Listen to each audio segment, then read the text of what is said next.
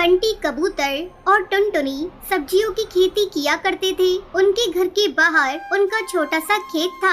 इस बार तो आपने बहुत सारी अलग अलग सब्जियां लगाई हैं। हाँ टुनटुनी, इस बार मैंने पहली बार कद्दू की सब्जी लगाई है। जब सारी सब्जियां आ जाएंगी तो हमें अच्छा खासा मुनाफा होगा। हाँ, लेकिन पहले हमें इन पौधों का अच्छे से ख्याल रखना होगा। हाँ, वो तो रखेंगे ही। मैं और आप कोशिश करते रहेंगे। टुनटुनी और बंटी कबूतर मिलकर अपनी सब्जियों के खेतों का बहुत अच्छे से ख्याल रखते थे। उनके खेत ही उन दोनों की कमाई का जरिया थे। धीरे धीरे उनके पौधों में सब्जियां लग गई। ये देखकर वो दोनों बेहद खुश थे। लेकिन एक दिन टुनटुनी ने देखा कि घर का सारा राशन खत्म होने की कगार पर है। अजी सुनते हो, सारा राशन खत्म होने वाला है। आज आखिरी बार खाना बनाऊंगी। अच्छा, कोई बात नहीं, कल कुछ सब्जियां तोड़कर बाजार में बेच दूंगा, ठीक है? उस रात टुनटुनी और बंटी कबूतर सो गए। तभी तेज बारिश शुरू हो गई। बारिश के साथ तेज आंधी भी शुरू हो जाती है। मौसम अपना कहर बरसा रहा था। तभी एक बिजली की आवाज सुनकर टुनटुनी की नींद खुल गई। उसने बरसात की आवाज सुनी और अपने पति को उठाने लगी। अजी उठिए, उठिए, बाहर आंधी तूफान आया है। क्या? हाँ, आवाज सुनिए। जब बंटी कबूतर डाल पर आकर देखता है तब तक तेज आंधी से सारे पेड़ पौधे उखड़ चुके थे। टुनटुनी, सारे पौधे उखड़ चुके हैं। हे राम! आप पहले अंदर आइए। बंटी कबूतर घर के अंदर आया और उसने दरवाजा बंद कर दिया।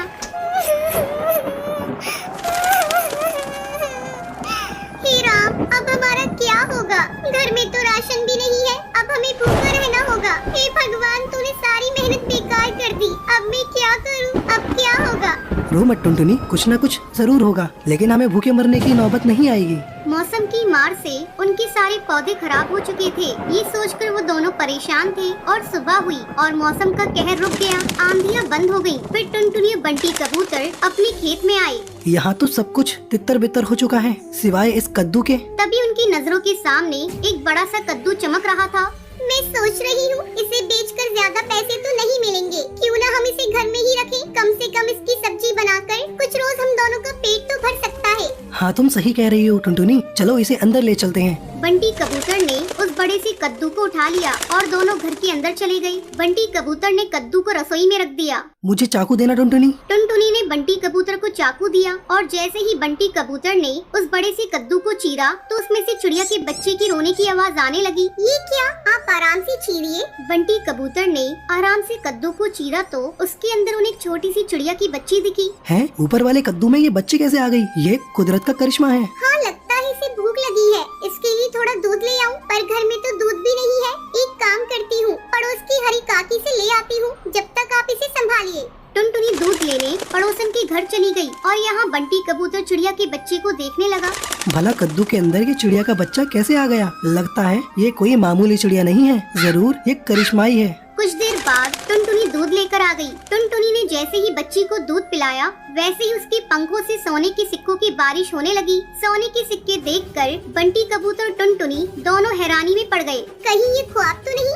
नहीं, ये सब हकीकत है। ये चिड़िया कोई आम चिड़िया नहीं है, ये जरूर कोई जादुई चिड़िया है। अब हमें क्या करना चाहिए? हमें इसका अच्छे से ख्याल रखना चाहिए। जब तक इसके माता पिता नहीं मिल जाते, अब तक हम गरीब थे, लेकिन इतने सारे सोने से हम अमीर बन गए हैं। तो अब हमें गरीब पक्षियों की मदद करनी चाहिए। आप बिल्कुल सही कह रहे हैं। गरीबी की तकलीफ क्या है वो हमें ही पता है। टुनटुनी और बंटी कबूतर ने उस चिड़िया का बहुत अच्छे से ख्याल रखा और सोना बेचकर मिले हुए पैसों से दोनों ने गरीब पक्षियों की मदद करना शुरू कर दिया। वो दोनों रोज जंगल के गरीब पक्षियों को खाना बांटा करते थे। ऊपर वाला तुम्हें हमेशा बरकत दे। शुक्रिया कालू कौवे, शुक्रिया। टुनटुनी और बंटी कबूतर गरीब पक्षियों की मदद करके अपना जीवन खुशी खुशी बिताने लगते हैं।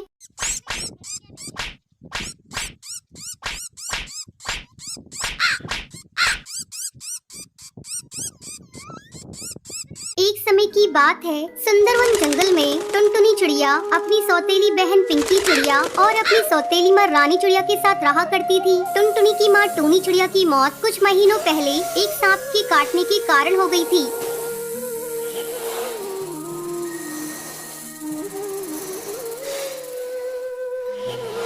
तब बंटी कबूतर एक विधवा चिड़िया से शादी कर लेता है। पिंकी चिड़िया उसी की बेटी थी। पिंकी चिड़िया टुनटुनी पर बहुत अत्याचार करती थी। एक दिन टुनटुनी खाना पका रही थी, तभी पिंकी वहाँ आती है और टुनटुनी से कहती है, मैंने तुझसे चाय मांगी थी, तूने अभी तक मुझे चाय नहीं दी। दीदी ये देखो, मैं चाय ही बना रही हूँ। जैसे ही चाय उबल जाएगी मैं आपको ला कर देती हूँ। थोड़ी देर बाद टुनटुनी चाय लाकर पिंकी को देती है। चाय पीते ही पिंकी टुनटुनी पर चिल्लाने लगती है। ये तूने चाय कैसी बनाई है? इसमें तो चीनी बिल्कुल नहीं है। ले इसे तू ही पी ले। इतना कहकर वो उस चाय के प्याले को फेंक देती है। पिंकी चिड़िया का गुस्सा देखकर टुनटुनी रोने लगती है।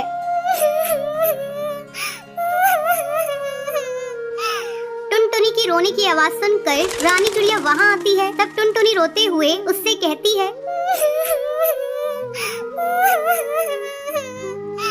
माँ ये देखो, दीदी ने सारी चाय फेंक दी। आहा, टुनटुनी तू मेरी बेटी की शिकायत मुझसे मत किया कर। चल अब चलकर सफाई कर। टुनटुनी को पूरा घोंसला साफ करना पड़ता है।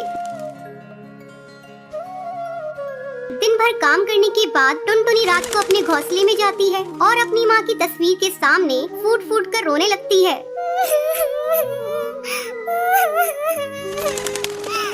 माँ तुम मुझे छोड़कर कहाँ चली गई? पिंकी चिड़िया मुझे बहुत सताती है। पापा भी अब मुझसे पहले की तरह प्यार नहीं करते।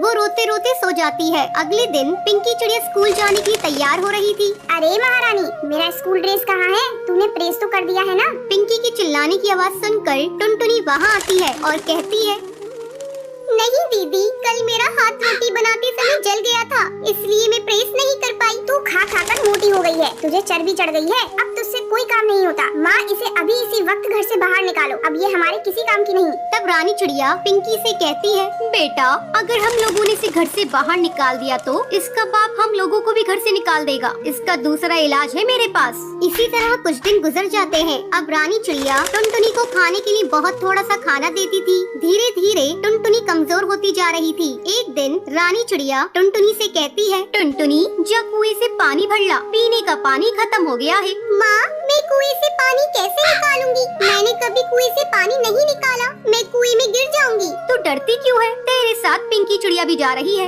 हिम्मत करके टुनटुनी पानी भरने के लिए कुएं पर जाती है। जैसे ही वो कुएं से पानी निकालने लगती है, पिंकी चिड़िया उसे कुएं में धक्का देने के लिए जाती है। पिंकी चिड़िया का बैलेंस बिगड़ जाता है और वो कुएं में गिर जाती है। मुझे बचाओ, मैं डूब जाऊंगी। मुझे बचा ले टुनटुनी, मैंने तुझ पर बहुत अत्याचार किए हैं टुनटुनी, मुझे माफ कर दे, मुझे बचा ले किसी तरह से। दीदी तुम चिंता मत करो, ये रस्सी जल्दी से लो और ऊपर आ जाओ। पिंकी चिड़िया रस्सी पकड़कर कुएं से बाहर आ जाती है। उस दिन के बाद से दोनों बहनें खुशी